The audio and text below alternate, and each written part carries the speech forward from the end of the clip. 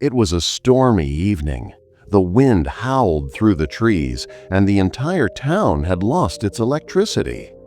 Darkness swallowed the streets, the houses, and the alleys. People locked their doors, shut their windows, and sat helplessly, waiting for the storm to pass.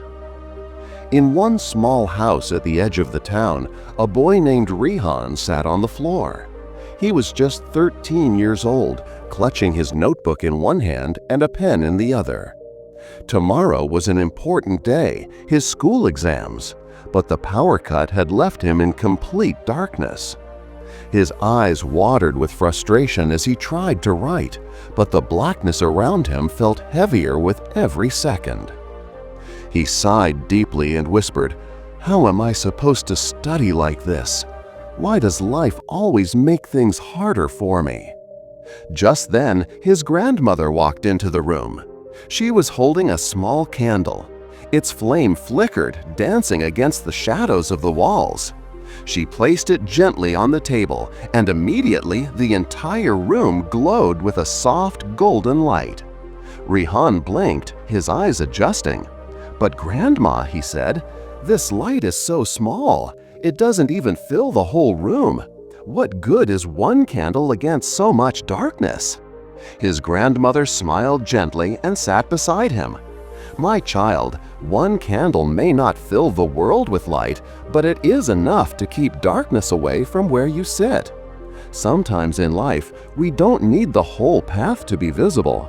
We just need enough light to take the next step." Rehan looked at the candle again. The flame was small, but it gave him enough brightness to see his notebook. He picked up his pen and began to write. Hours passed. The storm continued to rage outside, but inside the room, Rehan remained focused, his hand moving across the page. That single candle had become his world. He read, he wrote, he revised, all under the soft glow of one fragile flame. At one point, the wind outside grew so fierce that it pushed against the windows, making the candle flicker violently. For a moment, Rehan feared it would go out. He cupped his hands around it protectively. His grandmother whispered, "That's how life is. Your dreams are like this flame. The storms of fear, doubt, and difficulty will always try to blow them away. But if you guard them with courage and faith, the light will survive." Rehan's heart stirred.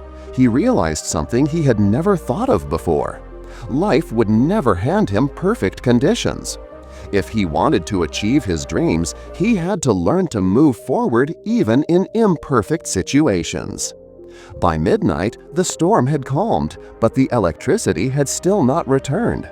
The candle was almost half its size now, but Rehan's notebook was filled with answers, notes, and diagrams. For the first time, he felt a quiet strength within him.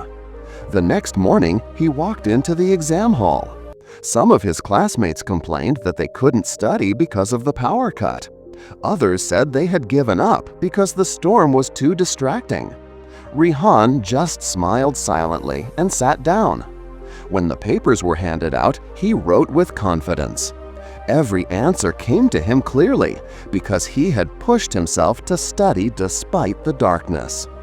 Weeks later, when the results were announced, Rehan's name was called. He had scored among the highest in his class. His teachers praised him, his friends congratulated him, and his grandmother simply smiled. That evening, Rehan took the same candle, now burnt short, and placed it on his table. "This little flame," he whispered, "taught me the biggest lesson of my life.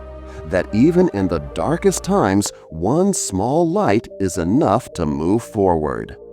Life will always have storms, moments of fear, failure, doubt, or hopelessness. Many people wait for the perfect conditions, the right time, the clear path. But the truth is, perfect conditions rarely exist.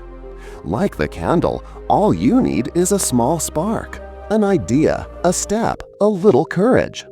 That spark won't solve everything at once, but it will push away enough darkness to help you move forward. Sometimes we underestimate small actions, reading one page, practicing 1 hour, showing one act of kindness, saving one coin, forgiving one mistake.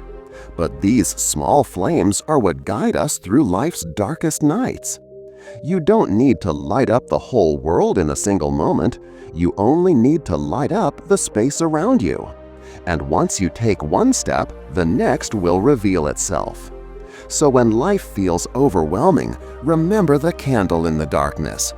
Be the one who keeps moving, even when everything around you seems impossible. Protect your flame, feed it, and let it guide you. Because in the end, a single candle can do what 1,000 shadows cannot: bring light.